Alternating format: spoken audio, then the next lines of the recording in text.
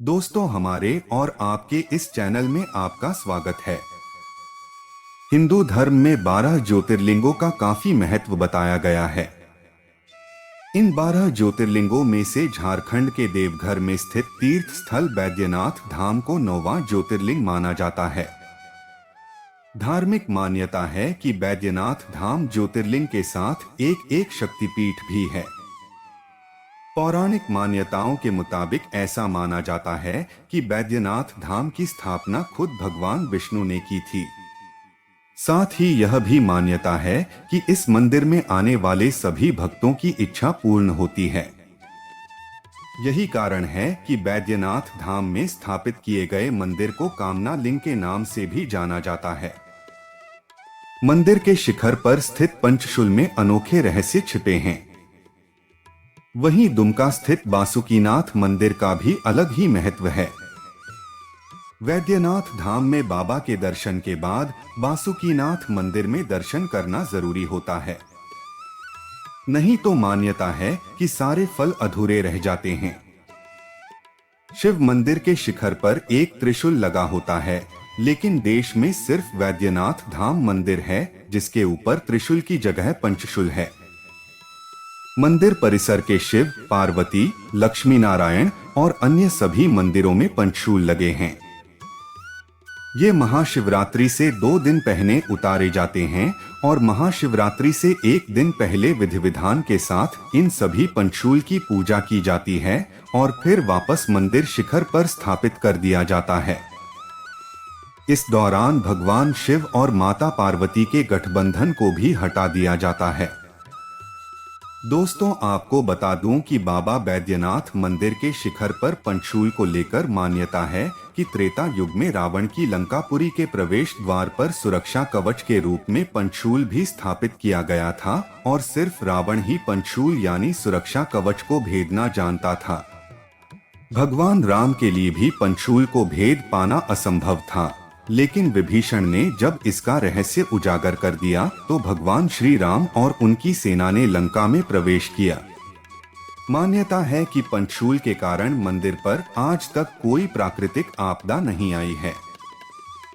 पौराणिक मान्यता के अनुसार पंचशूल को सुरक्षा कवच माना गया है। इसे लेकर कई मान्यताएं हैं।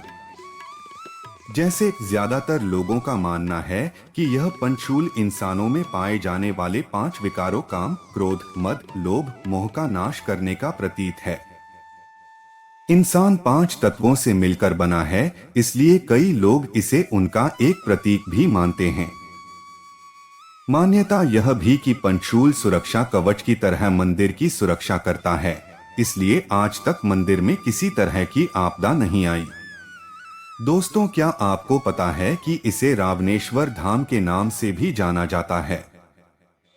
क्योंकि मान्यता के अनुसार शिव भक्त रावण भगवान को कैलाश से अपने घर लंका ले जाना चाहता था। उसने कठिन तपस्या की। अंत में अपने सिर काटकर भगवान भोलेनाथ को अर्पित करना शुरू किया। उसके 10 सिर थे। जैसे ही 10वां सिर काटने लगा, भोलेनाथ प्रकट हो गए और लंकापति ने उनसे कैलाश को छोड़ लंका में निवास करने का वरदान मांग लिया। शिव ने मनोकामना पूरी की, लेकिन उसके सामने शर्त रख दिया कि लंका ले जाते समय रास्ते में शिवलिंग को कहीं नहीं रखना होगा। शिव के वरदान की बात सुन परेशान देवतागण भगवान विष्णु के पास गए। विष्णु ने वरुण देव को रावण के पेट में निवास करने को कहा।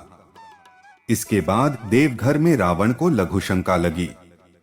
वह रुका और बैजू नाम के एक ग्वाले को शिवलिंग पकड़ने को कहा। वह ग्वाला कोई और नहीं, स्वयं भगवान विष्णु थे। प्रभु की लीला के कारण रावण घंटों लघु शंका करता रहा और बैजू ने शिवलिंग को जमीन पर रख दिया। इस तरह रावण अपनी शर्त को हार गया और भोलेनाथ वहीं स्थापित हो गए। बैजू के कारण मंदिर का नाम वैद्यधाम पड़ा। चूंकि रावण कठिन तपस्या के बाद शिवलिंग को कैलाश से देवघर तक लाया था, इसलिए इसे रावणेश्वर धाम और शिवलिंग को रावणेश्वर ज्योतिर्लिंग कहा जाता है। इसके साथ ही इसे हार्दपीठ के नाम से भी जानते हैं। पौराणिक कथाओं के अनुसार राजा दक्ष ने अपने यज्ञ में भगवान शिव को नहीं आमंत्रित किया। यज्ञ के बारे में पता चला तो देवी सती ने भी जाने की बात कही। शिवजी ने कहा कि बिना निमंत्रण कहीं भी जाना उचित नहीं। लेकिन सती जी ने कहा कि पिता के घर जाने के लिए किसी भी निमंत्रण की आवश्यकता नहीं। शिवजी ने उन्हें कई बार समझाया, लेकिन वह नहीं मानी और अपने पिता के घर चली गई।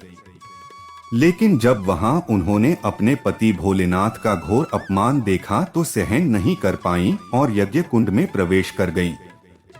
सती की मृत्यु की सूचना पाकर भगवान शिव अत्यंत क्रोधित हुए और वह माता सती के शव को कंधे पर लेकर तांडव करने लगे। देवताओं की प्रार्थना पर आक्रोशित शिव को शांत करने के लिए श्रीहरि अपने सुदर्शन चक्र से सती के मृत शरीर को खंडित करने लगे। सती के अंग जिस जिस स्थान पर गिरे वे स्थान शक्तिपीठ कहलाए। मान्यता है इस स्थान पर देवी सती का हृदय गिरा था। यही वजह है कि इस स्थान को हार्दपीठ के नाम से भी जाना जाता है। इस तरह यह देश का पहला ऐसा स्थान है जहां ज्योतिर्लिंग के साथ ही शक्तिपीठ भी है। इस वजह से इस स्थान की महिमा और भी बढ़ जाती है। दोस्तों, वीडियो अगर पसंद आई हो तो सब्सक्राइब, लाइक्स और शेयर करना ना भूले। वीडियो देखने के लिए आप लोगों का बहुत बहुत धन्यवाद।